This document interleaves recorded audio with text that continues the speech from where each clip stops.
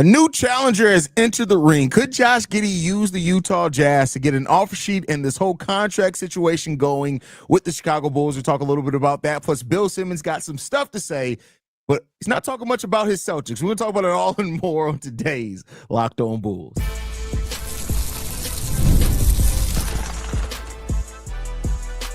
You are Locked On Bulls, your daily Chicago Bulls podcast. Part of the Locked On Podcast Network, your team every day. What's going on, Bulls fans? Welcome to another episode of Wrong show. I knew it was coming. Thank you for tuning in to Locked On Bulls, member of the Locked On Podcast Network, where it's your team every single day. That's Pat, the designer, host, and creator of the Woody City Breeze and host of the Chicago Bears podcast over at ESPN 1000. I'm Haize, host and creator of Chicago Bulls Central, Chicago Bears Central YouTube pages and podcasts. Today's episode is brought to you by FanDuel. Right now, new customers can get $150 in bonus bets when your first $5 bet wins. Pat, we've got a lot to get into today. One of the things we're going to start off with is the Jazz. The Jazz yesterday completed a trade, which created them quite a bit of cap space. They can get up to $28 million in cap space. I think on onset is $22 million. They can get up to $28 million. They also created a $25 million trade exception. So they got a couple of things that they can do. While, we can get into the minutia if Josh Giddey even makes sense for the Jazz or not, all you need is one team to be able to sign an offer sheet. The Jazz could have absolutely no intentions on retaining Josh Giddey, but with their owner, one of their majority owners being Australian, you never know that they could call in, do the little help, get Josh Giddey a deal that he likes to sign that offer sheet, with a full intent that the Bulls are going to match the offer sheet. Yeah. What do you think about that, Pat? Listen, I think that if you're Utah, what do you have to lose? You don't have a point guard. Yeah. Right. Like if you're talking about the future of the team, if you're talking about adding talent to the team, that would be Josh Giddey. Making an offer him does nothing to you, doesn't hurt you, doesn't put you into the luxury tax or anything. Like I could see Utah doing that, and I could see Josh Giddey using that as almost a leverage move, kind of like what Zach LaVine did with the Sacramento Kings. It's more than a few years back now. Wow, think about how time flies on that. But crazy, right? It is crazy. I mean, what was that? Was that 2017, 2018? Jesus. Yeah. It's pre-COVID for sure. Yeah, it was. It may be even earlier than that, Pat. It's 3 times skip. I know that. Yeah. Yeah. I mean, yeah, that's crazy. I think, to me, listen, I'm fine with that still. Let Josh Giddey go out there and set his market. I don't think that the Jazz are going to be looking to offer him. I think at most, if they buy out Kevin Love, however that ends up working out, and they try to make a move, a couple of other moves, I think they can get up to $36 million in cap space that they could offer him. Cool. Like, if that's not the range that you want to bring Josh Giddey back at, don't bring him back. I think that's the option that the Bulls have here, which is, at this point, I see people kind of like all in on the Giddey train almost just because the move hasn't gotten done. And it's some of the same people who are like, I don't think Josh Giddey really affects the future. Make the right decision for the team. That's what I want to see AK do. If you feel like Josh Giddey is somebody you can build around and build with, go sign Josh Giddey. It's not going to matter with the number. Yeah. I mean, I agree with every single thing you laid out there. I completely agree with. I think, I get why this whole thing has been talked about in the way that it has, and it's gotten to such detail of, do we want to do this? Do we want to do that? Like, it sucks that if it does come to this point, but Josh Giddey got to think about himself. If a team's willing to sign you to an offer sheet, and keep in mind, it could be more favorable. One thing that the Bulls have to worry about this now that a team does have enough cap space to sign him is that while they can only offer $28 million or whatever, who's to say that they can't put in some easy to reach incentives in there that could push it up well over $30 million in year 2. That's always the thing you got to factor in with that. So, I had tweeted out that I wouldn't be surprised if the Bulls now with this, if a deal gets done within 24 hours of this happening, we'll see if it happens by this afternoon. But it just takes one team. It just takes one team. And like I said, they don't have to have any intention on actually retaining him. They just got to be willing to say, hey, we got some space. We can sign you to an offer sheet to help you get your deal. That's it. Yeah. I mean, listen, the Kings knew the Bulls were going to match any offer for Zach LaVine.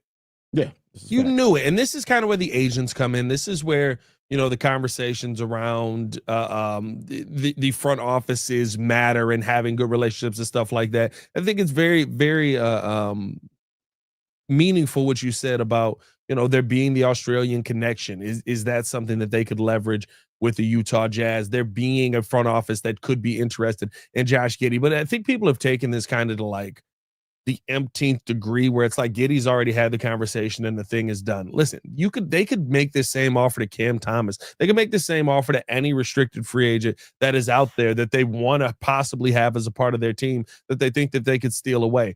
Are you going to waste your time going out there and trying to sign a player who probably isn't realistically going to go and be a part of your team when there are some who I think the free agency market and some of the restricted free agency market may dictate you actually be able to go out there and get some of those pieces.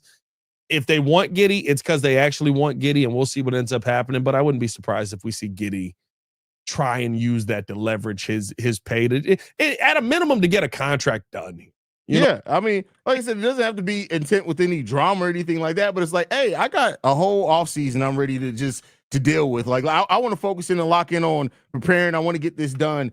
And him and his agent could very well look at that and say, all right, we're just going to go ahead and sign this off sheet. The Bulls are going to match, and then we just don't have to worry about it anymore. Yep. And so we'll see what ends up happening. I think what's interesting about it, and me and you were talking about this the other day, I don't know what the Jazz's future is. You drafted a dude that doesn't want to be there. Almost like trying to like say, listen, we're not going to let you dictate policy. Like, you coming to Utah, deal with it. You're going to be one of 6 black people in the whole state. And then all of them play for the team. And then you're going to just like let him rot there like that. I mean, I guess that's an interesting game plan. Shout out to you, Danny Ainge. You know much more than me, and maybe this ends up working out for you, but it's pretty clear Ace Bailey don't want to be a part of this organization. Yeah, I mean, but the thing is that it seemed, but I will say this. The one thing that was like, we don't know if that was Ace's people or Ace. Like, from some that we've heard is like, he's just getting bad advice from his agent. Bro, I don't know if you've seen the videos from his agent. His agent looks like a janky promoter, bro. Like, hey, bro, listen, bro. We gotta talk about this agent. I can't believe we haven't done this shit, bro. That agent, bro. Like, there's no way he trusts this dude, bro. How did you? If he does trust him, I got questions. Like, how do you questions on Ace? This man, Ace Bailey's agent, 110% bamboozles black men. Bro, look at this, bro. Look at this, bro. Look at this brother here, dog. Bro, it's like, there's no way. Like, where are Ace Bailey's parents at? Like, I get it, bro, that he's technically grown, but like, you allowed your son to sign with this guy. That's exactly how I'd be looking at it. You want to sign my son? You want to be my son's agent? You out of your mind, my boy. Ace Bailey agent is his agent during the day, and he sells Reggie on weekends.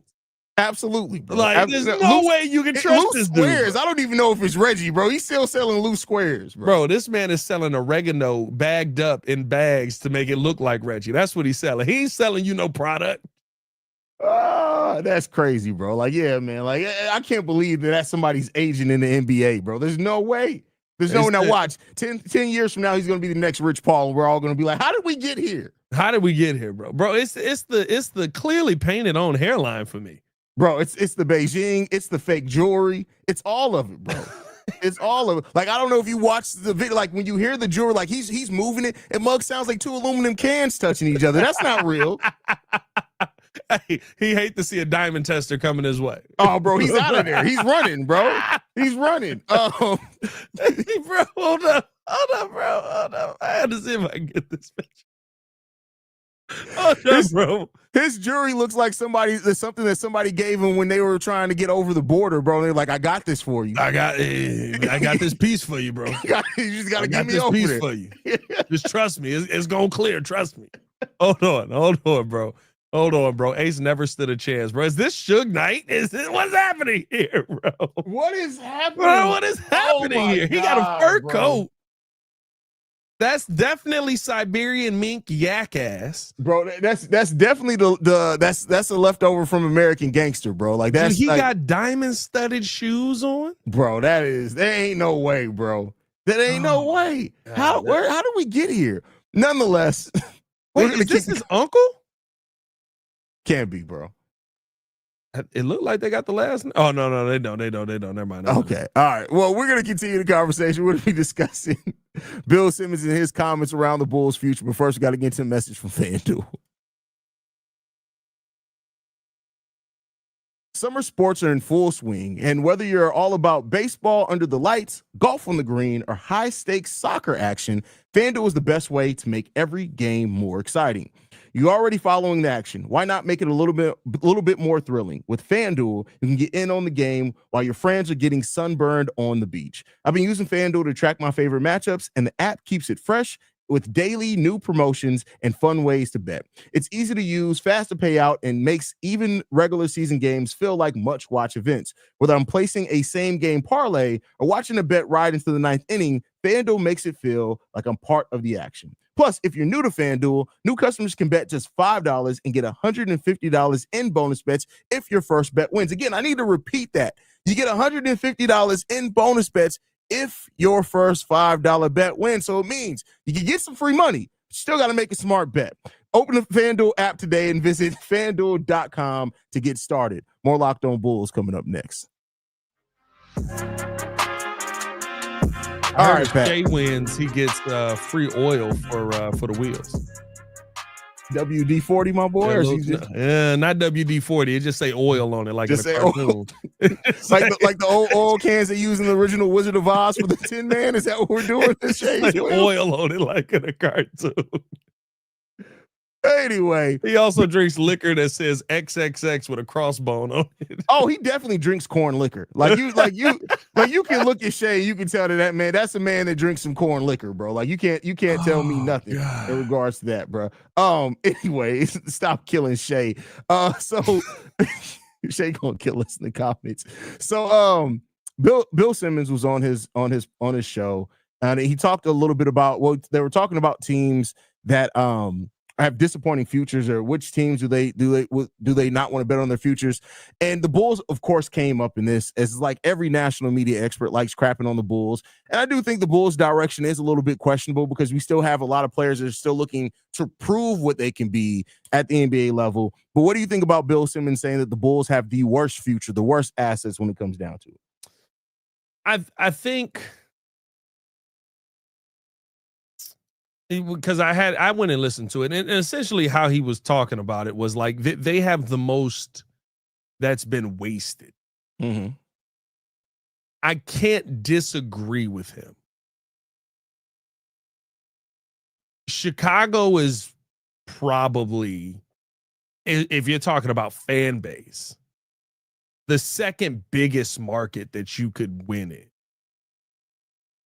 And you have wasted basically 20 years of people's lives. Mm-hmm. The Derrick Rose pop-up years were fun. Let's be real. I know we remember it so fondly, and so it was so. Well, the lead up to the Derrick Rose era was fun too. It was kind of 3 years. Yeah, the lead up, sure. The lead up. I mean, it was fun teams. You had competitive teams. Haize, we won 4 playoff series in 20 years. Oh yeah, I mean, don't get me wrong. In 28 years, we have won 4 playoff series. Like, at a certain point, I get what Bill Simmons is saying, where he's like, you've basically just told this fan base, like, remember Jordan? That's all you got. Remember him. Like, I get it. Like, there are fun moments. I think there are fun moments of being Bulls fans. The Kirk Heinrich Bulls are some of my favorite Bulls. But it should be more competitive teams that we've seen in our history. And it's just, it's you haven't even seen the Bulls go after trying to build some of these competitive teams, especially in the last 10 years. Like, it's been 10 years. 2015 is 10 years ago. You haven't tried that hard in 10 years. No, see, the problem is they did try hard at the period there, and it just well, for one. That's even worse, bro. That's even worse. They were really trying hard there for a second. It's just, and I get it. And I even over on Central, and I talked about it, and I was fair. I'm like, listen, even if we're talking about just the assets that we have here now, let's be clear. We got a bunch of question marks. Now, there are question marks that I want to see what they can turn into, but we don't have a single player on this team yet that we can adamantly say, oh no, you can build around this guy and you for sure are going to be a playoff team. We don't have that yet. Josh Giddey, great finish to the season, tons of potential. I think that he's going to be a really good Bulls player, but he hasn't proven that yet. Kobe White, really solid player for what he does when he does it well, and when he's scoring and when he's fluid with it, it's fun to watch. But he's definitely not proven you can build a team just around him and they're going to be a playoff team. Modest, as we talked about, is too young. He's 1 year in the league. Is way too much to put around him for that. We just don't. We have a. If we're talking about a spades hands, we got 3 possibles, and some of them are shaky possibles.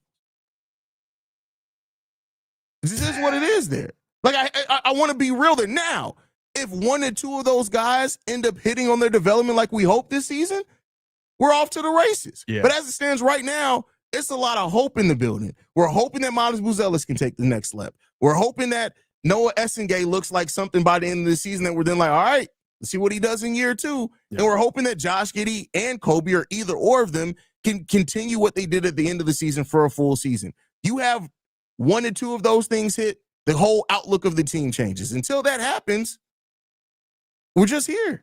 And that's the big thing, right? Like, there's so much if on this team. Hey, I'd say it is. You go to say, if these guys hit and if this happens. I don't think we have a player on our team that we can say every single night is going to give you 22 points. No. Kobe's the closest thing to that, and he did that pretty well last year. Like, he was pretty consistent last year, but even that, it's like, okay, yeah, but you can score, but scoring 22 points still doesn't mean you're somebody you can build around. I mean, just being frank. I mean, like, honestly, it's Jordan Poole put up 24 a game last year. Is that somebody you feel like you can build around? No. Like, I think that's the thing for me, where it's like, you don't even have somebody who you look at them night in and night out and you say, hey, that's what they do. Yeah. That's their skill set. That's what, like, the closest thing you had last year was probably Josh Giddey facilitating. And I when coming into the season, we probably would have said Patrick Williams defense, but by the time the season hit, it was like, wow, that's horrible. Like, I think the only 2 consistent things that you could count on last season was Josh Giddey facilitating and Nikola Vucevic rebounding. Yeah. That's not a way to build a team. And that is how the Bulls have continued to build teams over years. So listen, I get it. Like, we can sit here and, go at, and I know Chicago will always try and defend their teams. And we love our teams. We love the Bulls. But that is Bill's point. This place is sold out. People still have their season tickets from the Jordan years just waiting for something to come back. That is the point. Bill's point is that you are wasting one of the best sports markets by being mediocre year after year after year after year and never trying to go out there and acquire a star. Never going out there and saying, hey, we got to build a team that's actually going to go after it. Continuing to rely on hope. Listen, hope goes a lot of way, but I've seen the Miami Heat go out there and build good teams where hope didn't matter. That's true. But they also have up until recently where Pat Riley literally just was like, off season, what's that? Yeah. They had Riley, they had Spoelstra. It was something that even if the roster was a little shaky and questionable, you trusted that those two were gonna, either Pat Riley was gonna do something to improve the roster, or Eric Spoelstra was gonna get every ounce of talent out of that roster. You still got Spoelstra there, thank God. But my boy Pat Riley was like, hey, listen, I'm about ready. I'm retired. Y'all just don't know it yet. I know it. Y'all don't know it yet. I don't think Pat Riley's retired. Actually, it's so funny because, like, nothing, solid move. Solid, very solid move. I think that's a team that you are kind of looking and saying, no matter what, Bam, you got to take the next step. Yeah, but they came into last season saying that, and Bam looked at them and said, what step? This was my step. You also didn't build a team. you basically were just like, Bam, you got this, right? And then they were like, oh, we need more than just Bam? It was like, yeah, well, and you still did have in fairness, you still had the Jimmy Butler drama going on there too. So well, yeah, you came into the season with the Jimmy Butler drama, so you probably didn't think you were going after Bam. But like this season, I think coming into with a different role. It's so funny because we sit here, what is it, every 2 years we go, Pat Riley's just leaving the wheel. Oh, God, somebody save him. And then, like, Miami finds their way back in the finals with a team, and we're just like, what the heck just happened? Mm-hmm. Weren't y'all an 8th seed? So I don't know, man. Listen, at the end of the day, it is sad what has happened here with the Bulls. It is sad what has happened here with Chicago. The Reinsdorfs. I mean, you could take every team into account on this. This is Locked On Bulls, but I mean, welcome to Chicago, where the Bears are one of the most underutilized teams in football, and a team that it took till 2025 to go, hey, the offensive line is pretty important. Welcome to Chicago. For that, also to say, hey, you can get creative with offense, right? It's still not running the ball all the time with a little pass, right? You can actually like build out a wide receiver core. You realize that could happen? Bro, welcome to Chicago, where I'm going to be honest with you. We're probably going to get to the end of this season, and they may not re-sign Kyle Tucker because PCA is the answer. And you can't have $200 million players on your team. By the way, it's probably $300 to $400 million, but still, like this is the city that has been the most wasted city in sports. And Bill Simmons is 100% right. I can't even be mad at him. Yeah. Hey, but we'll continue it, man. I'm not mad at Bill Simmons either. I'm just, we got to prove it. And until we prove it, the doubt's going to be there. You can't blame the doubt. So that just is what it is there. Yeah, man. We'll see what ends up happening. We got Summer League coming up this weekend. Before that, though, here is Pat Riley asleep watching MASH. Did you just create that? Shout out to ChatGPT. Bro, that is crazy. that is excellent. It worked there. Appreciate you. But no, we got Summer League coming up this weekend. We will not be asleep. We will actually be completely locked in. Summer League has been kind of fun. It's really fun. There's been some interesting games here. Ace Bailey got clapped. But hey, man, we'll talk about that coming up next.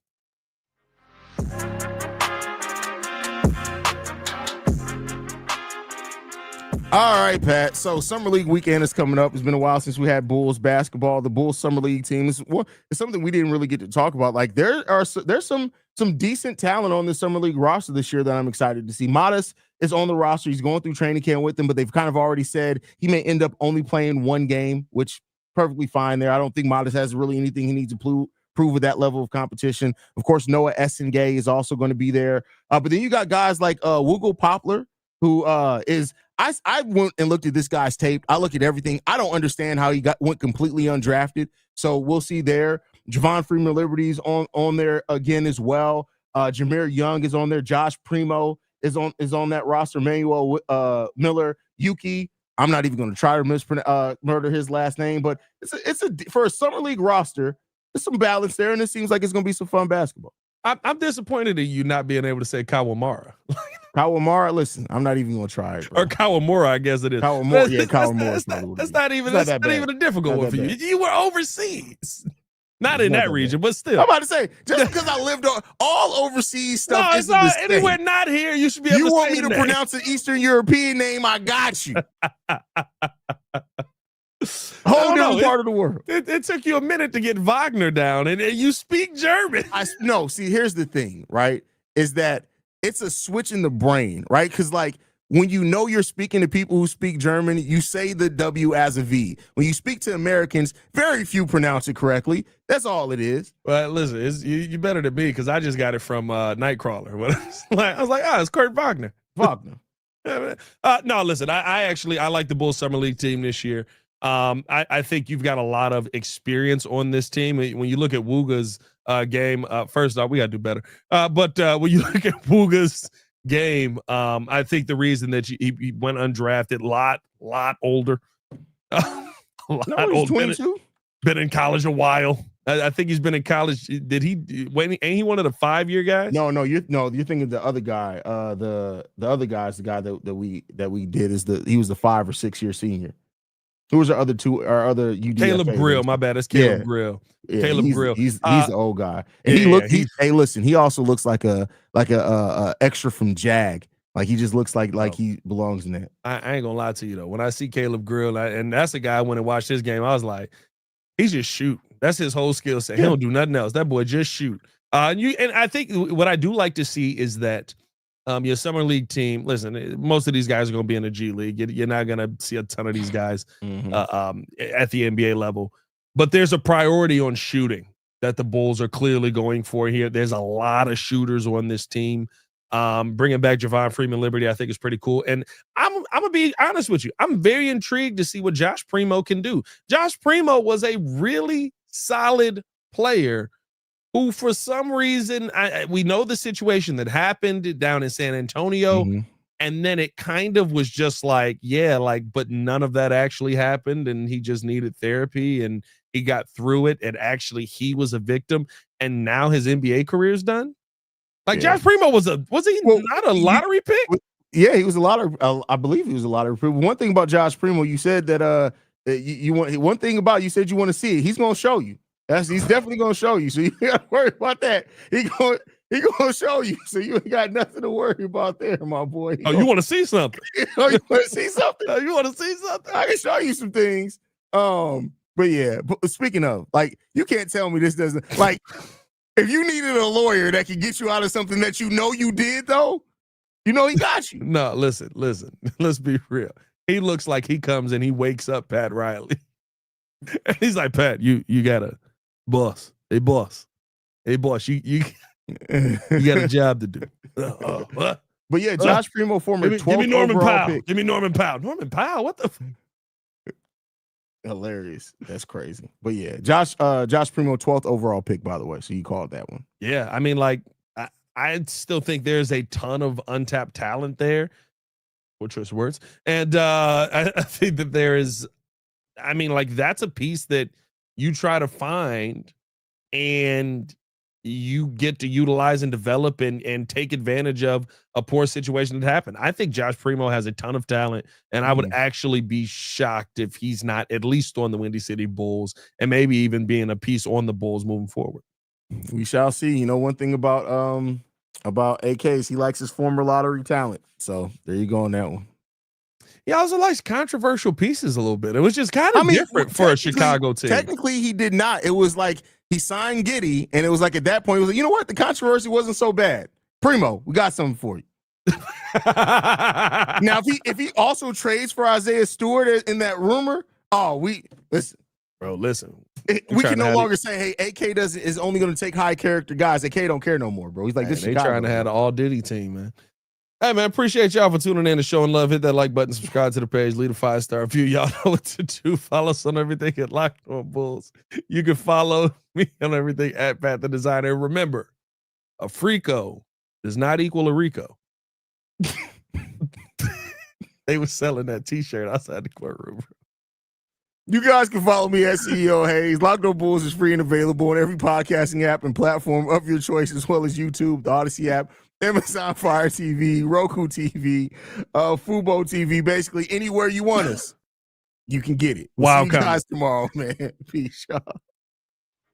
I got hands in a platform. You can get both.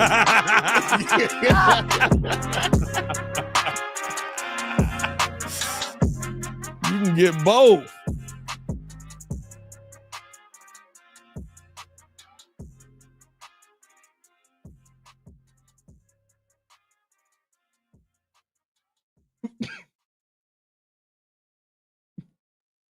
That was